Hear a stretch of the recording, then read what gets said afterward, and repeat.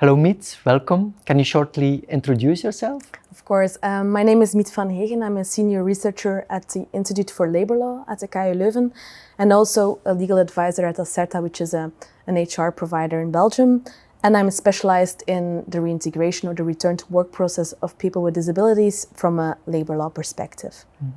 Can you tell us what the importance is of a legal framework in the context of return to work and disability management? When we look at the process of a return to work, there are a lot of factors that are beneficial for the successful determination of the return to work process. We can see the motivation of the employee or the person in question as vital, but also the willingness of the employer to adapt to workplace, and also the roles of the occupational physicians, the healthcare workers, and other service providers that have to be coordinated.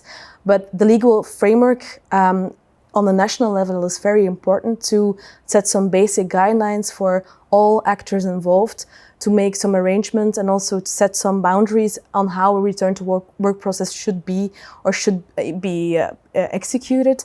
It also provides certain certainty for all actors involved, for employees, for employers, but all actors. So in that way, a legal framework that is well written should have an amplification or should be a facilitator for the return to work process. Who benefits from a legal framework?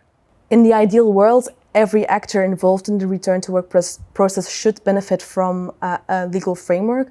The employee or the person with a disability in the beginning, because a legal framework should lower the thresholds for the access to the labor market or the workplace, the return to the workplace.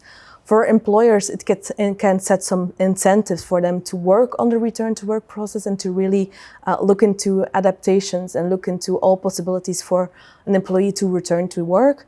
And also for all other actors, occupational physicians, disability case managers, it should set some guidelines for them to work in a coordinated way and to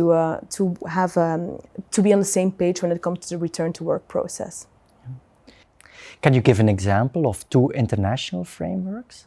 When we look at the international and European level, we can see that non-discrimination law and the idea of equal treatment of persons with disabilities is very vital for the legal national legislations of the return to work process, because it starts from the point of view that people with disabilities or the social environment surrounding people with disabilities should be adapted to the needs of those people. Especially when it comes to the workplace, for example, everything should be set in order for the workplace to be adapted to the needs of people with disabilities. At European level, we can see that the idea of equal treatment is especially implemented in the non-discrimination law, which prohibits the employer to discriminate on the basis of a health condition or a disability. And that's implemented in the hiring process, but also in the dismissal phase of an employment contract. But it also puts an explicit obligation on the employer to look for reasonable accommodations in the workplace, to lower the thresholds for the people with disabilities to re-enter the workplace or to access the labor market as a whole. So in that way, non-discrimination law is very vital for the return to work process.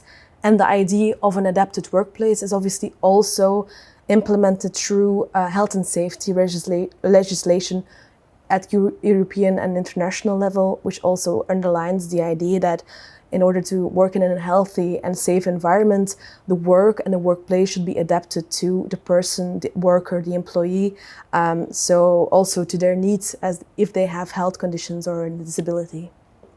Thanks a lot, Miet, for sharing your insights with us. If you want to learn more about this topic, I invite you to consult the module in our MOOC.